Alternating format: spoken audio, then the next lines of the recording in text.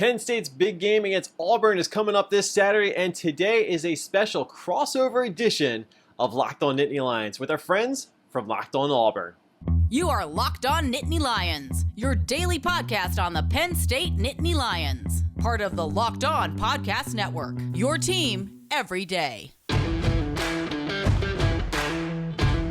Yes, it is a crossover edition of Locked On Auburn and Locked On Nittany Lions. I'm Zach Blackerby. Kevin McGuire, the host of Locked On Nittany Lions, of course. Man, we were talking before we pressed record, but this has been a long time coming, man.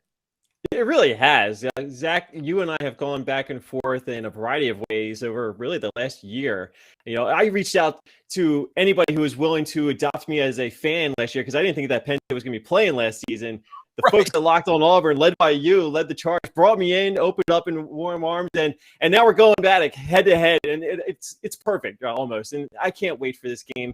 You know, I know we'll probably talk a little bit about it, but you mentioned it. This is a long time coming. This is a game that I think, as far as Penn State fans are concerned, this is probably one of the more anticipated non-conference games as far as regular season games go in quite some time. You know, you don't get these kind of matchups very often, and it's really cool to see that you're going to get a primetime atmosphere. So I'm happy that Auburn fans making the trip are going to get to experience the whiteout because it really is a pretty cool experience. So I feel like everything that we've been through over the last year, this is going to be a lot of fun to see go down Saturday night.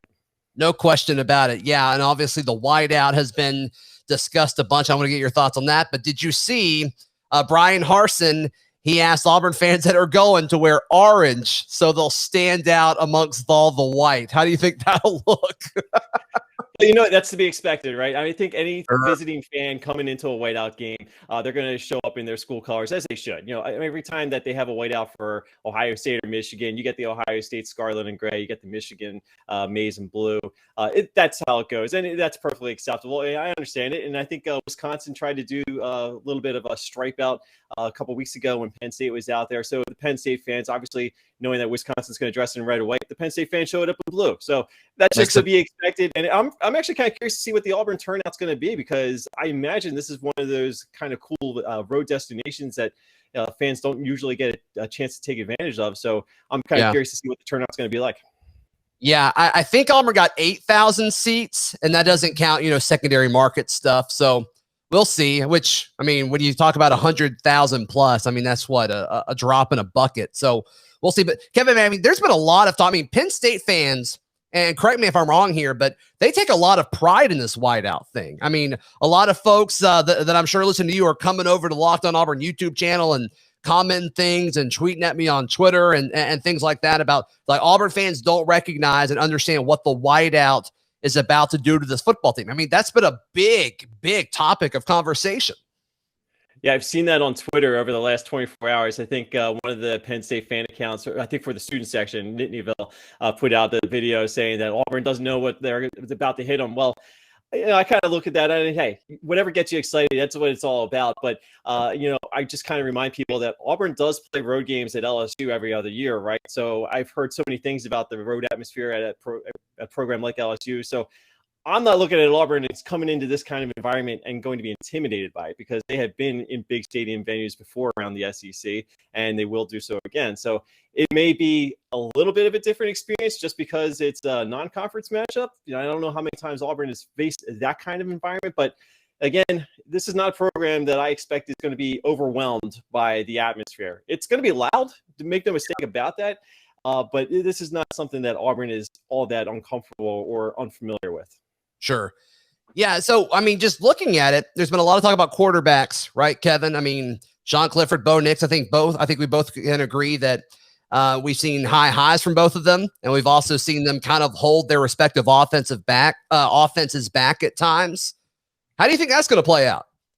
It's a big mystery, right? Because we go into this game, and I've only seen a little bit of what Bo Nix has done this season. I'm looking at the box scores, and it's pretty hard not to be impressed by what I'm seeing. But the big question for me is, what do these guys do against teams that are going to play better defense? And we already got a glimpse of what Sean Clifford will do against a more competent opponent in Wisconsin in week 1. And as anybody who watched that game knows, it was a very slow start for Sean Clifford. things got a little bit better after halftime, so I think you got to give him credit for that. But he hasn't turned the ball over this year. That was one of the things that really held him back, in particular last season. I know it's only been 2 games, but that is really a good sign of encouragement moving forward with Sean Clifford. Now, Bo Nix, you know better than I. Taking him on the road is a little bit than having him play at home. So again, what is that going to do for Bo Nix in this type of environment? Like I said, Beaver Stadium's going to be very loud early on. So how well does he adjust to that? How quickly does he adjust to that? It's a little bit of a question that I have in the back of my head, but it's hard not to be impressed by what each of these 2 guys have done early on the season. And that's been something that Auburn fans have been super cautious about. It's like, okay, cool. Brian Harsin comes in, new head coach, exciting new coordinators, Mike Bobo on the offense, Derek Mason on the defense. I mean, guys that have head coaching experience really coming in and taking on a smaller role. But a lot of Auburn fans are like, okay, but I mean, you can't win anything until your quarterback looks competent on the road. And he's going to have his hands full against his Penn State defense on Saturday, and all those fans wearing white and being very, very loud.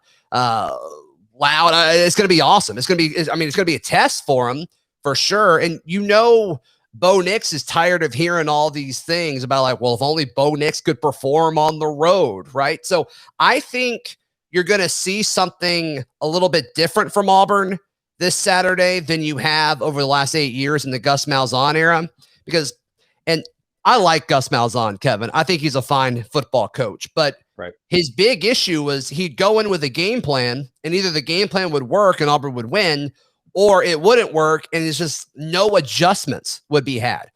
What we're all assuming here with Brian Harsin at the helm now, that if Auburn goes in with a certain game plan against Penn State, and whether, Penn State's defensive front is just obliterating Auburn's offensive line and Bo Nix is having to run around all over the place, there's just kind of this assumption and this trust that the scheme can adapt and they're going to be able to help out their quarterback. You talked about Bo Nix going to LSU, Bo Nix going to Florida, to Tuscaloosa, and to Athens, and playing in these really tough to win environments. But for the past 8 years, when things didn't work early on the road, that was it. They couldn't do anything else about it because nothing else really changed about the scheme. That's what's going to be fascinating for me from an Auburn perspective watching this game on Saturday is, 1, what does Penn State do to stop it? And 2, if they do stop it early, what does Auburn do to change it? Because that's something that we haven't really seen on the Plains in almost a decade.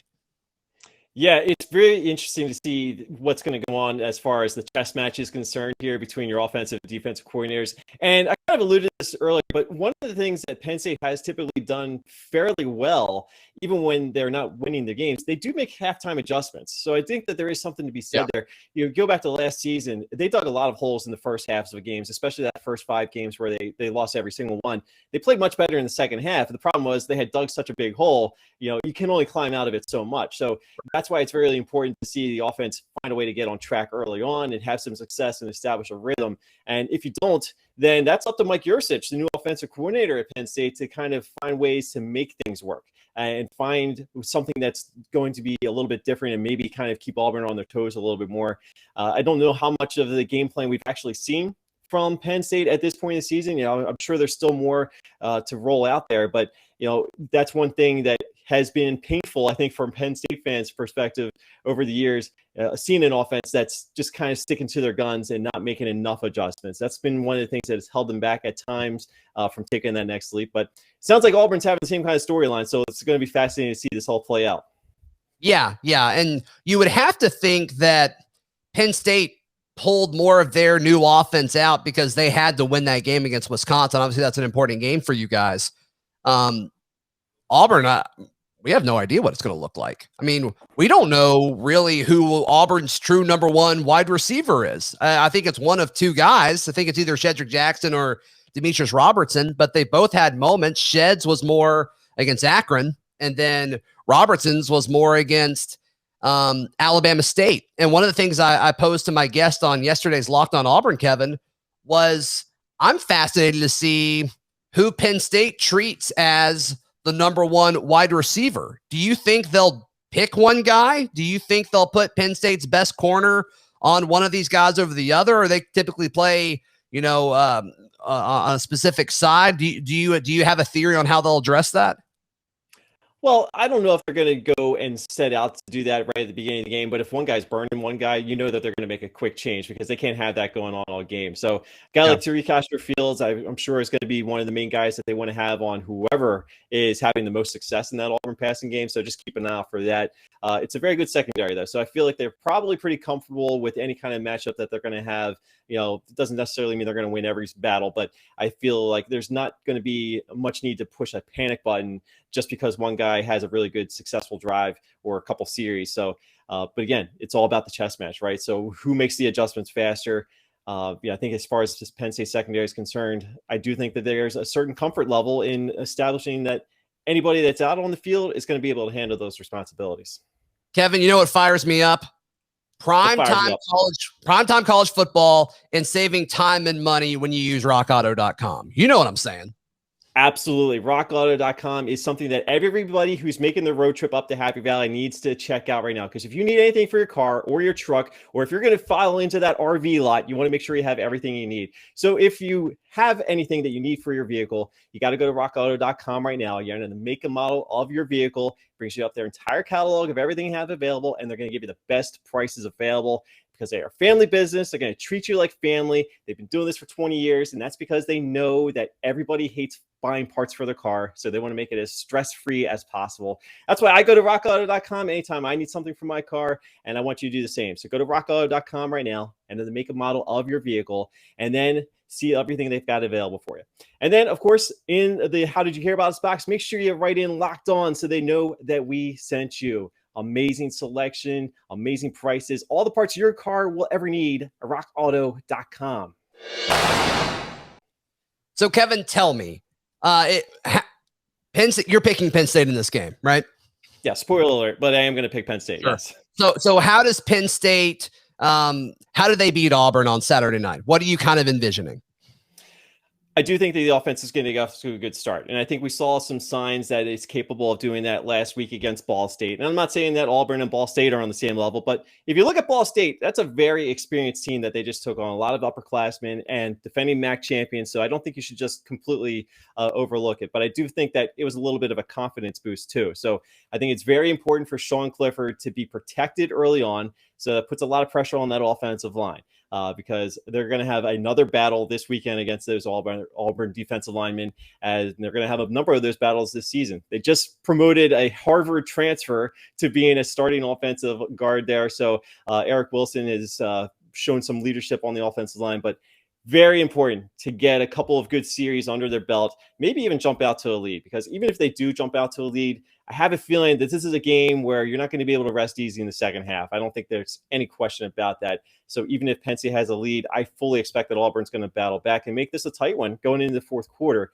But that's why I would feel much more comfortable going into halftime with the lead than going in trailing. Although if it's just a one-score game and Penn State's down, we've been down that path before. And like I said, Penn State makes halftime adjustments. So I don't feel like that game would be at all out of reach. But very important to feed off of the energy, because this is going to be the most electric stadium that we've seen. You know, not to take anything away from the crowd last week against Ball State, but the whiteout is going to be turning things up a few notches, and they're going to have to feed off of that energy early on. Sure. So I think if Penn State does that, they will win the football game, and I think they will win it with ease. If the offense just starts fast and then Auburn's in a hole, I think Penn State will win this game by a lot. So I think whichever offense figures things out first will win the football game. I think it's going to take both offenses a little bit to figure it out, because I think both teams are in similar situations as far as matchups go. I think both teams' defenses are better than the team's offenses. And I think Penn State's defense, especially with the secondary, matches up well against Auburn's offense. And I think Auburn's front seven matches up very well against Penn State's offense. So I think both teams are going to try to make the other team extremely one-dimensional. I think Auburn's going to really rely on running the football, especially until Bo Nix gets comfortable. They really, really like Tank Bigsby. And then the emergence of true freshman Jarquez Hunter, who set an Auburn record last year for the longest run in program history. They really, really like this guy, diamond in the rough, a three-star guy out of Mississippi. So I think if Auburn can run the football early, I think Penn State's in trouble. And so for whatever reason, and maybe this has changed, I'd love your thoughts on this, Kevin. In the first week against Wisconsin, Penn State had a hard time tackling consistently, a lot of arm tackles. And now Wisconsin's offensive line, significantly better than Auburn's offensive line. But Tank Bigsby is a better running back than I think anybody that you will face, that Penn State will face this year. So I think you're 100% on that. Yeah, I'd love your thoughts on that matchup. That is the one area that would concern me, I think, if you're Penn State. And I feel like we've talked about this before, but I think now that we've seen Penn State against Wisconsin, the way that Wisconsin typically runs the ball, and I know they don't have one of their prototypical Wisconsin running backs that it seems like they've had for decades, right? But they still have an offensive line. They still know how to pound the ball, and they got a lot of yards on those runs too, a lot of hard-fought yards too. So that would be something that concerns me. If Auburn can give Bo Nix and the rest of the offense, second and short, third and short, all of a sudden, I feel like that plays into Auburn's favor much more. As much as I like this Penn State defense, they gave up a lot of yards. They gave up a lot of long drives against Wisconsin. The thing was, they stepped it up inside the red zone. That was the big difference in the game against Wisconsin. Forcing a couple of turnovers, got lucky with a blocked field goal. So they do tighten things up in the red zone. So I think conversely, if Auburn's going to win this game, they have to capitalize on any red zone opportunities they get. I don't know how many they'll get, but they got to come away with much more success than Wisconsin did in week one. That was a huge difference maker right there. Yeah. Yeah. What do you think about Penn State's running game? Noah Cain, very talented.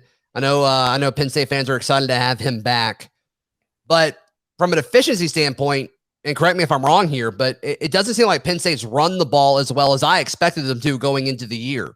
Why do you think that is, and how do you think that'll look on Saturday? I do think that it's fair to address what's going on with the running back situation, but I don't think it's going to be as major of a concern maybe as the season's playing out. I still think they're probably trying to figure a couple things out with the offensive line.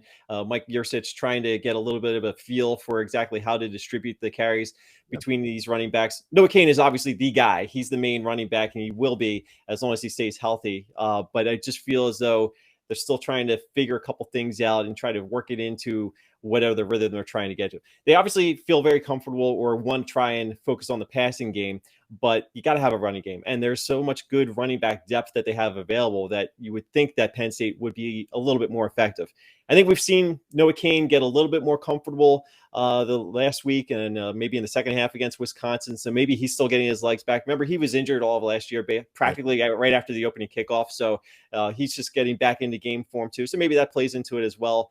But I do think that it's going to be very important. If Penn State's going to have success this year, they have to get more out of the running game. Sure.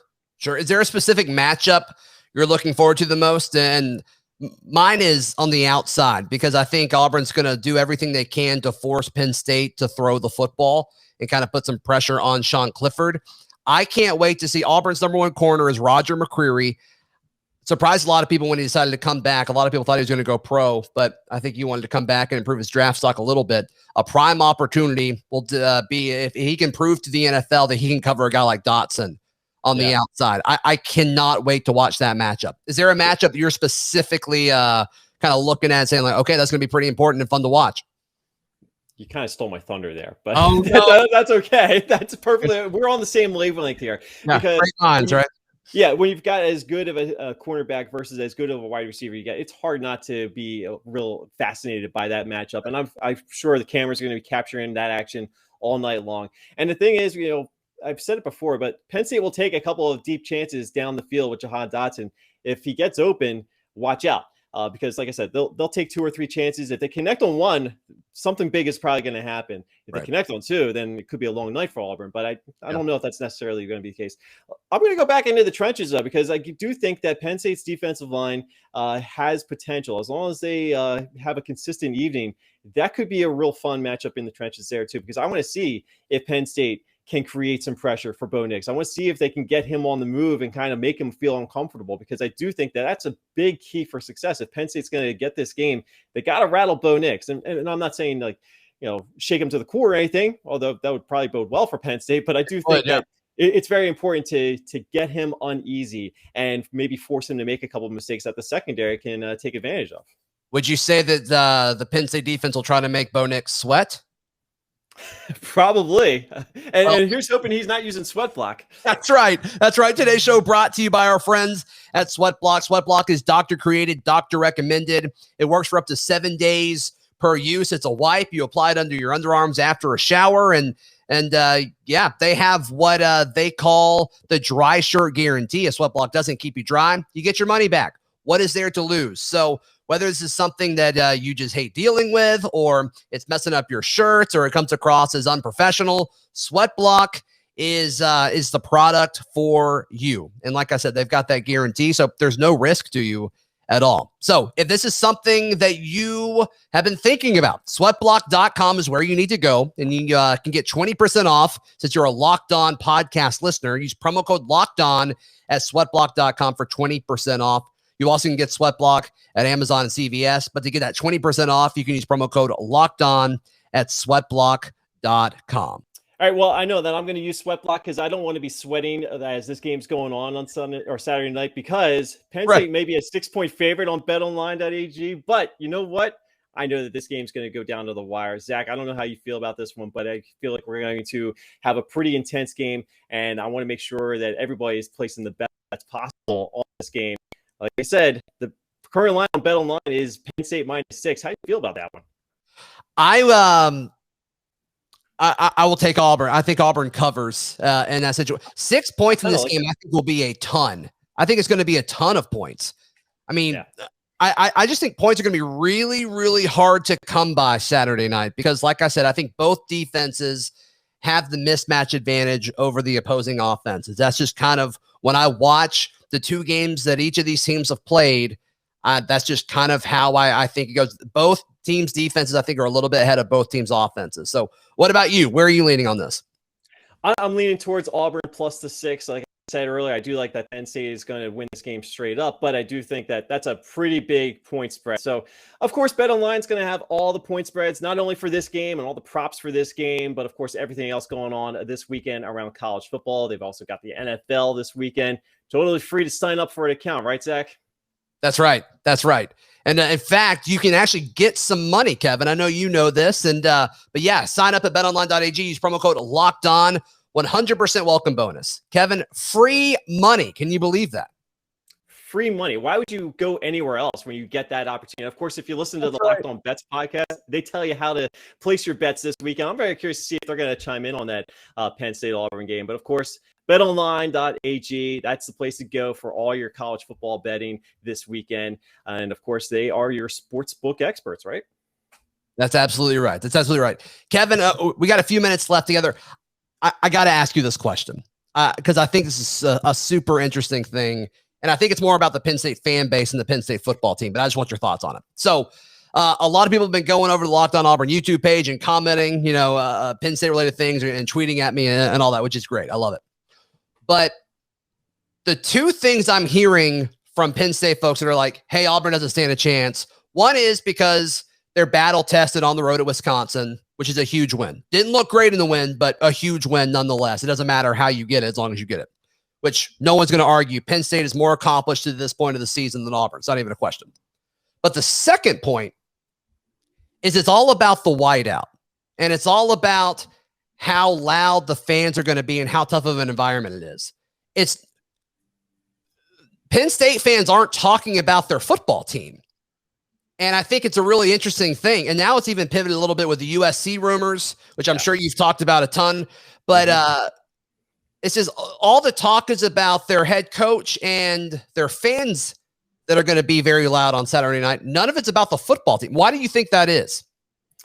Well, okay, a couple things here to keep in mind is the whiteout is pretty much their signature event. So anytime that you're going to have the whiteout game, that's going to be generating a lot of enthusiasm. And I do think part of it is because that fans weren't in the stands in Beaver Stadium last year or anywhere else around the Big Ten. Yeah. And I understand, obviously things were different everywhere you look last year, but no fans in any games last year. So people have been waiting for the whiteout for 2 years now. So it's been a while. And the fact that you get a primetime atmosphere game against a top 25 opponent, one that you don't get to see very often in the regular season, there's a lot of excitement that goes with that. So just getting a chance to get back into a whiteout frenzy for the first time in a couple of years, it's reason to celebrate on its own. And sure. it's really an event as far as I'm concerned.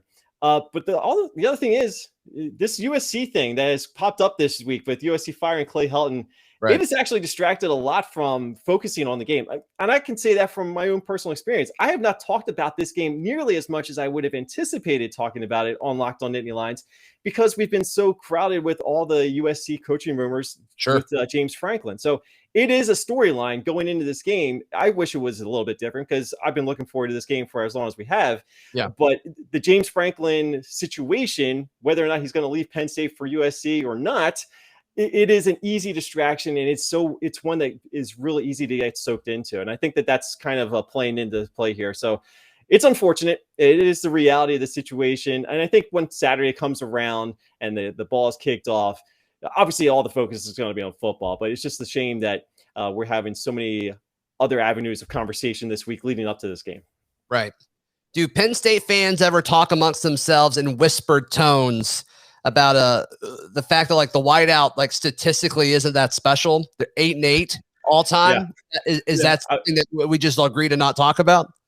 Pretty much, right? And I was going to bring that up. It was like, well, the whiteout is really cool. There's no question about that. But if you look historically at the record, it's not nearly as intimidating as you would think. Now, I will say there have been some years where Penn State was just not a very good team for some of those whiteout years.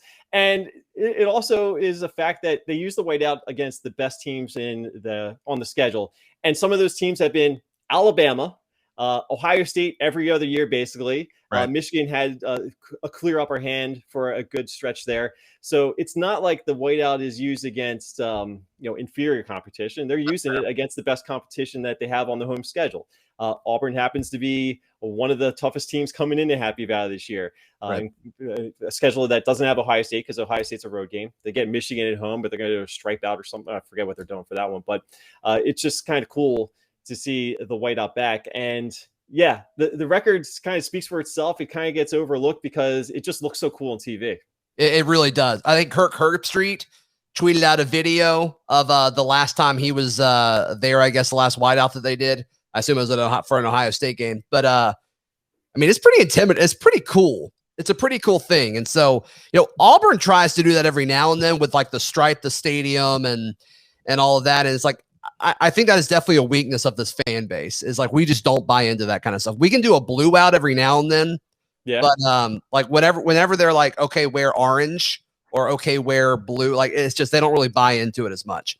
Hey, I don't know if you heard this. So there's this, like, working theory going on that Auburn's first game against Akron was a night game, and the coaching staff asked fans to wear white.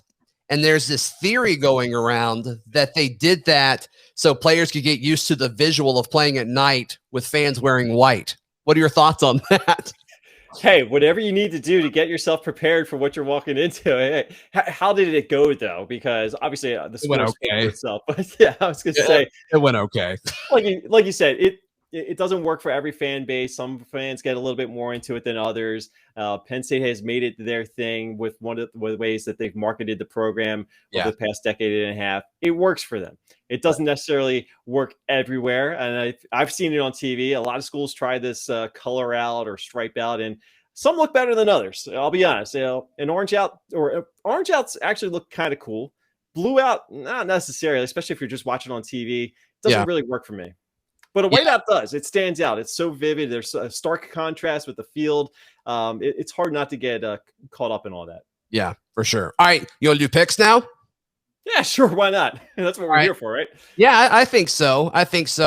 So I think whoever wins this game, I don't think it's going to be really close. I think, like I said earlier, I think whoever it is, and I'm really honestly 50-50 Penn State Auburn on this. But the score prediction I'm about to give, and it's one I've said all week, it doesn't make it sound like I'm like close or I'm wavering on who's going to win this game, because I'm going 27-13 for this game. Ooh. Once again, it could be Penn State that wins 27-13.